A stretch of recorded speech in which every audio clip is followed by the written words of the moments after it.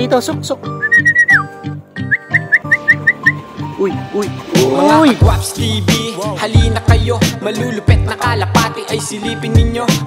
So hello, what's up sa inyo mga Kagwaps? Isang maganda at mapagpalang araw para sa ating lahat. So for today's video natin ngayon mga tropang kalapatids mga Kagwaps is titingnan natin ngayon mga tropa, mga Kagwaps, kung papasok na ba tong si Pakito at kung pwede ba natin tong gamitin na pang house to house o pang harang sa mga street race mga tropa.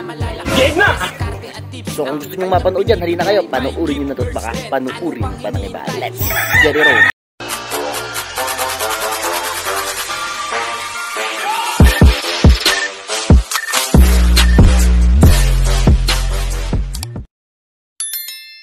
Yon mga Kagwaps, welcome back again dito sa Gwaps TV Official. So for today's video natin ngayon mga tropa, second part po ng ating ginagawang training para dito kay Mr. Pakito na gagawin natin na pang house to house o kaya naman mga tropa ay pang pooling sa mga club race. Okay na! Tagal naman! Bali bago natin ipagpatuloy mga tropang kalapatids mga Kagwaps yung pong ating pagtitraining dito kay Mr. Pakito at pakakawalan na natin siya at parorondahin natin siya ngayon mga tropa at saka natin siya tatawagin dun sa loft niya. Tingnan nyo muna mga tropa itong si Mr. Sablon natin na nakahalimhim na ngayon at malapit nang mapisa mga tropang kalapatids yung kanyang itlog. So bali mag-comment ka dito sa baba ng aking video mga tropa kung ito ba ay gusto mong makuha, kung gusto mo bang magkaroon ng gift bird na sablon nakakross sa overall champion mga tropa is paki-comment mo yan dito sa baba ng aking video at syempre gandahan mo para mas mapansin kita tropang kalapatids. So yun mga tropang kalapatids, mabalikan na natin si Pakito na nagro-ronda ngayon mga tropa sa itaas. So medyo matagal kasi mag-ronda yung kalapati natin na yun at mamaya titingnan natin kapag bababa na siya kung matatawag natin siya dito sa loft niya mga tropa. So sa ngayon eto, sinashoutout ko muna yung mga tropang kalapatids natin dyan, lalong-lalo na sa mga street race. Dito po sa mga kalapatids natin dyan sa Comillas, Tarlac.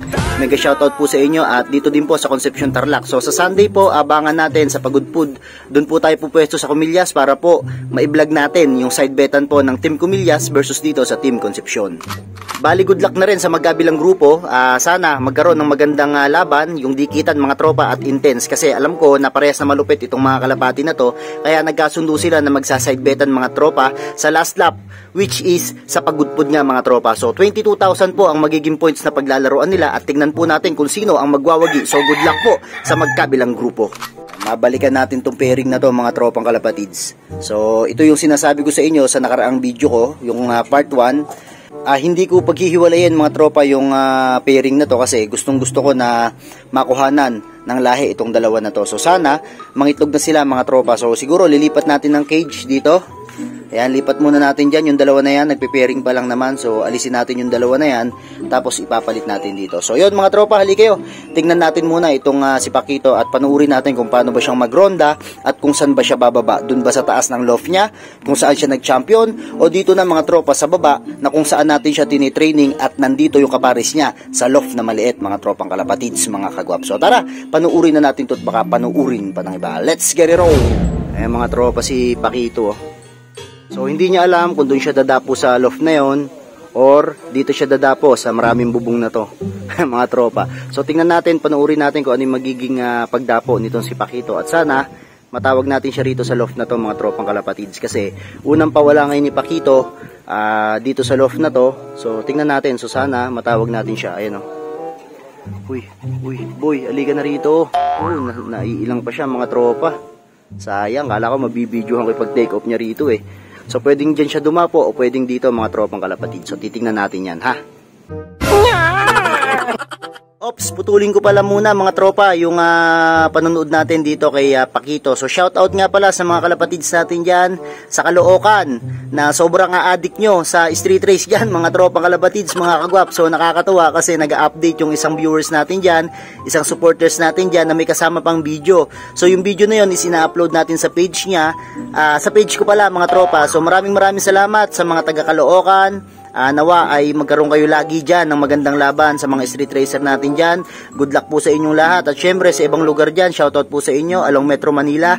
Sa lahat po ng mga street racer dyan, mega shoutout po sa inyo. Sa Bulacan, sa Negros, napakadaming nagpapa-shoutout sa atin mga tropa. Pero syempre, shoutout sa lahat ng kalapatids natin dito sa Nueva Ecija, sa Cabiao, sa Aliaga, sa Cabanatuan, sa kung saan pa man, sa gawing Pangasinan mga tropa, gawing La Union. Naku po, sobrang dami dyan mga tropa. Sa Apari, meron din syempre sa Mindoro, di rin mawawala. So shoutout sa mga kalapatids natin dyan. Ito lang yung pagkakataon natin na ma-shoutout ko kayo ngayon dito sa aking vlog. So maraming salamat sa patuloy na pagsuporta dito kay Kuya Guaps TV Official. So mabuhay tayong lahat. Happy flying sa mga mahihinang nilalang. Let's go! Malupit ka talaga! Ang ganda mong lalaki! Ayo. Lumilingon siya pag naririnig niyo yung pito ko mga tropang kalapatids kasi alam nyo naman na yung pito ni Kuya Guaps TV talagang sobrang amo nito kapag may tinatawag akong mga kalapati ko. Alam nila yung pito ko mga tropa. Ayan, si Pakito. Boy, dapo ka dito boy. Ay mga tropa, dun dumapo. So ngayon, tatawagin natin dito mga tropang kalapatids.